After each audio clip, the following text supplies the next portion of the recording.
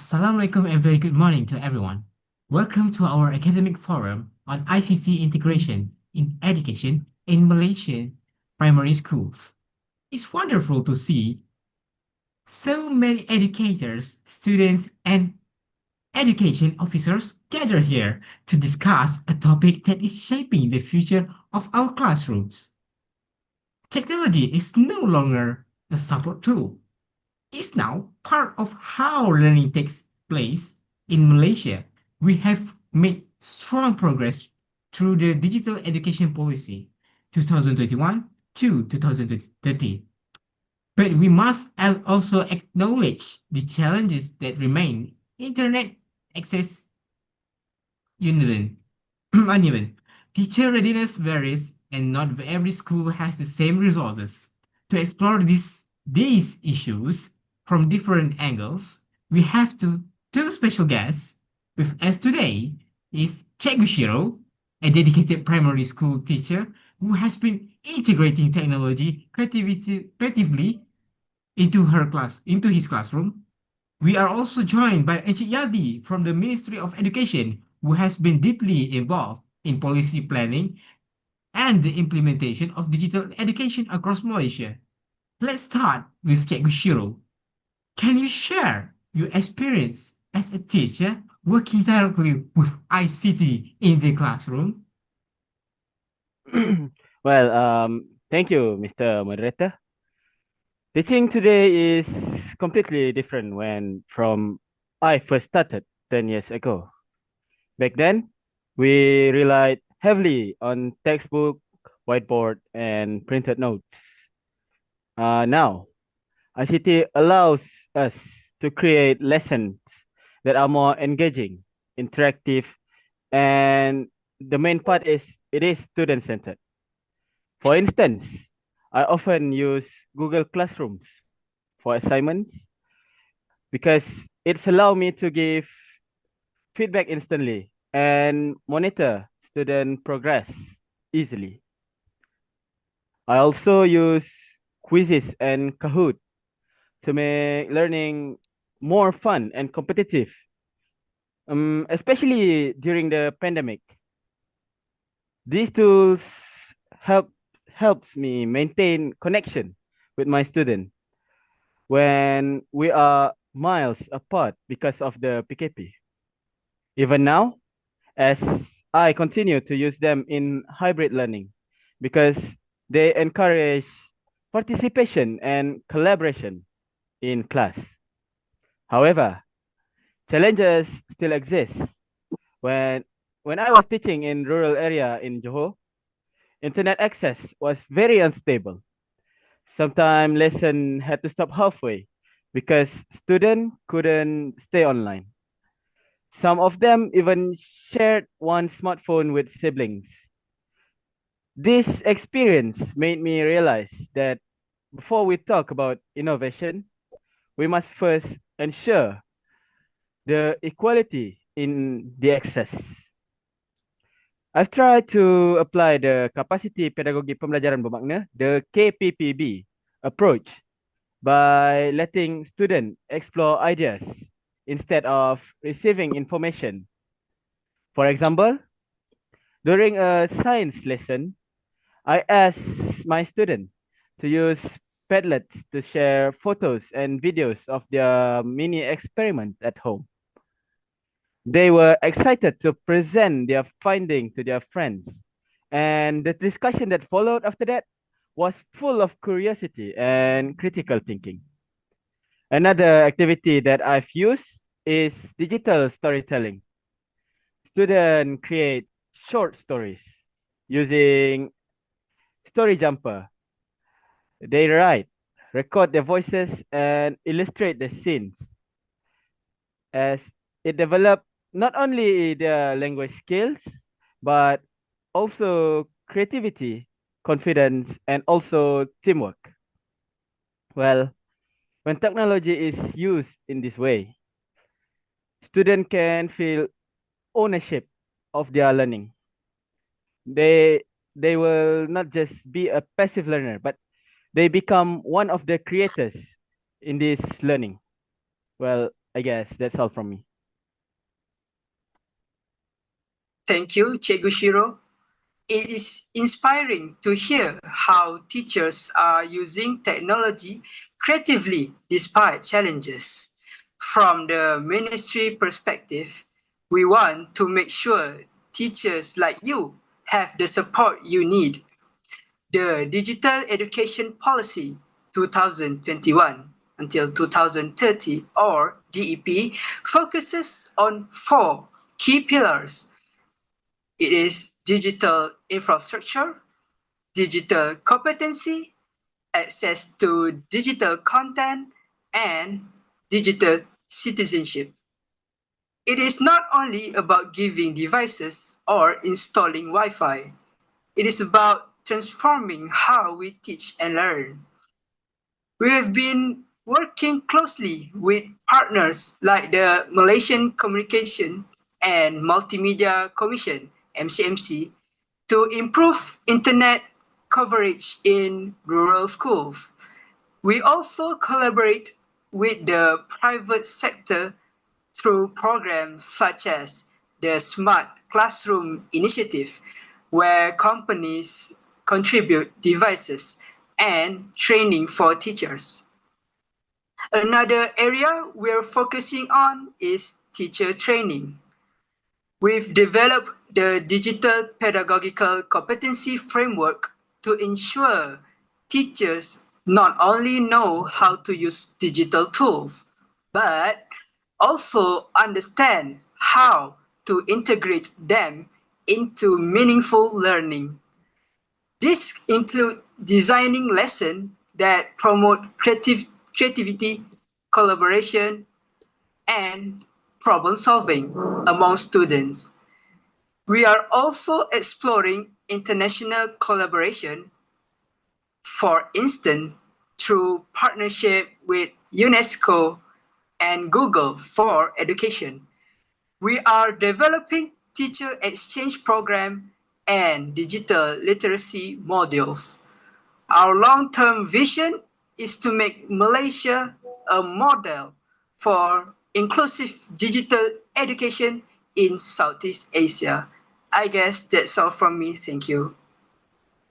Thank you, Encik Yadi. That's very encouraging. Listening to both of you, one question comes to mind. How do we ensure that ICT integration does not become a superficial practice where technology is used just for the sake of using it, instead of genuinely enhancing learning outcomes? Shiro, what's your view on this? That's a very important question. Well, my view on this is ICT can be only meaningful when it's guided by a clear learning goals. When I design lessons, let's start with it. I always start with the question, what do I want my student to understand by the end of this lesson? Only then do I decide which tools can help me to achieve the goal that I want. For instance, if I want my student to think critically, I might use digital mind mapping tools like Canva or Miro.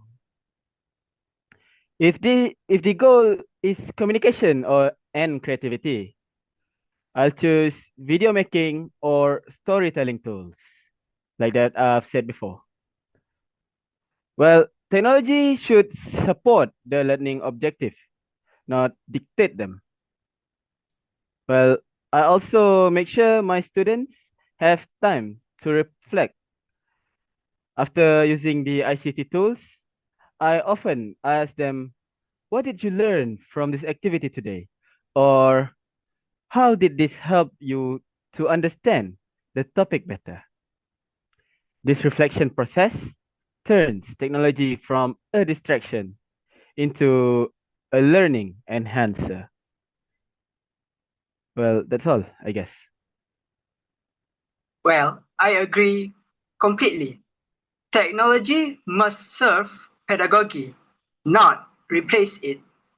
That's why the ministry emphasized the balance between digital literacy and moral education in our civic education syllabus. We've integrated lessons on digital ethics, online respect, and cyber safety. We've also launched programs to promote digital citizenship.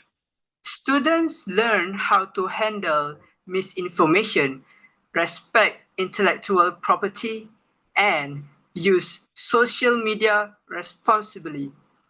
As Yusuf and Tan 2023 noted, digital citizenship is not just about skill, it's about character.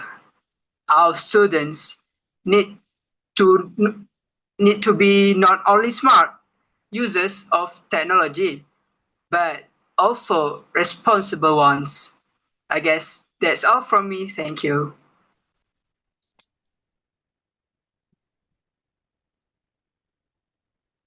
What a good shares from both of you. So, let's open this up a bit. Suppose a teacher has limited internet access or devices. How can they still bring ICT into their classroom meaningfully? Take a Shiro. What can you Well, advise? well, even without full internet access, right? Mm-hmm. Teachers can prepare material offline. For example, they can use pre-downloaded videos or interactive PowerPoint slides or a local apps that doesn't require Wi-Fi. Creativity is the real key in this instance because uh, not every expensive equipment you can use, especially when it require internet access. Exactly. The ministry has been distributing offline modules and educational USB drive for school with limited connectivity.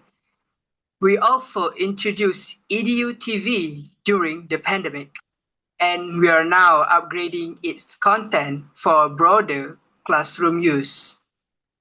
That's great to hear. Another question.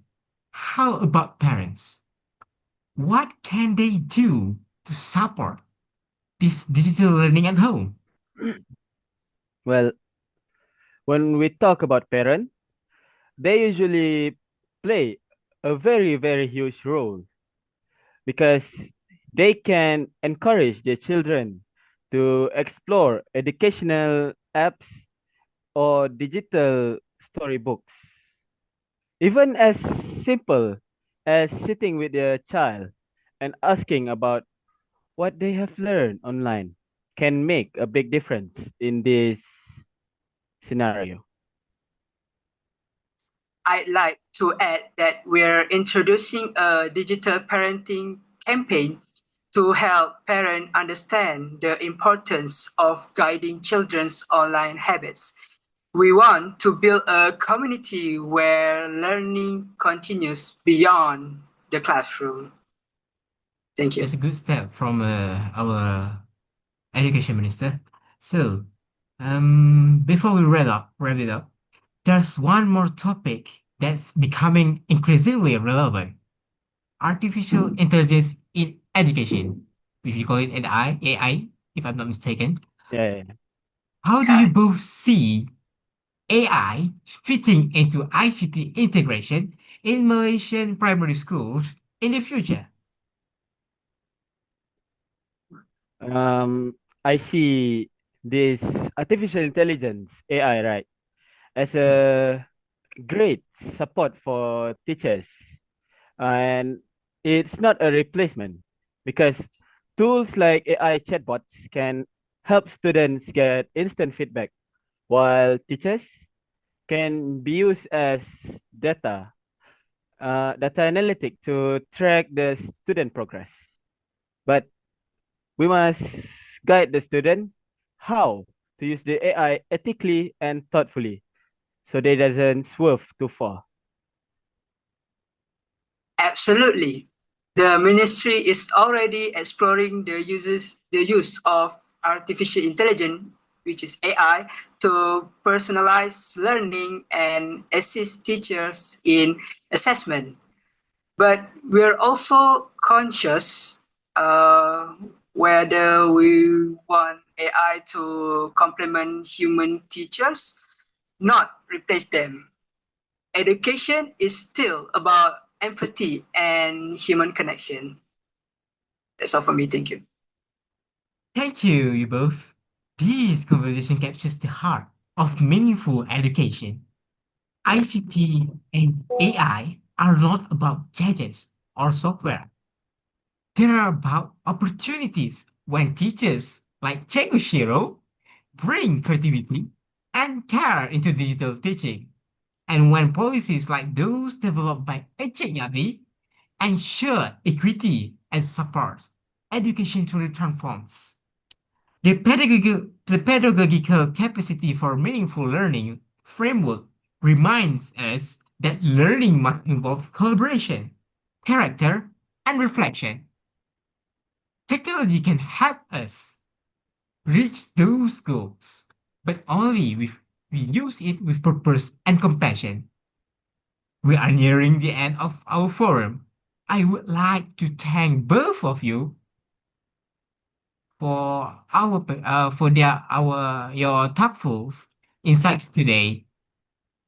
So, is there any more last talk from Shiro and Mr. Yadi? Well, I got a message that I want to give out there.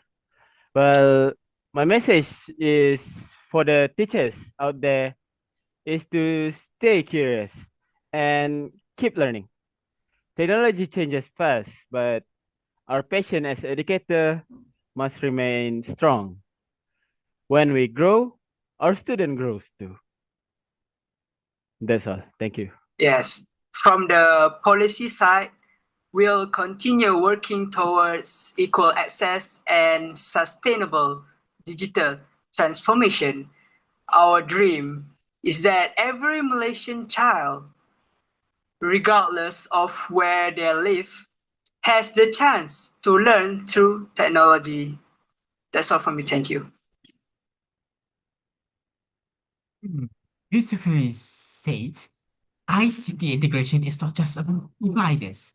It's about shaping minds and futures. As we move forward, let's embrace technology responsibly,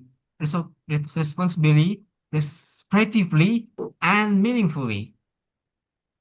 That's all for our forum today. Thank you all for joining us today. Have a wonderful day ahead. Bye bye. Bye.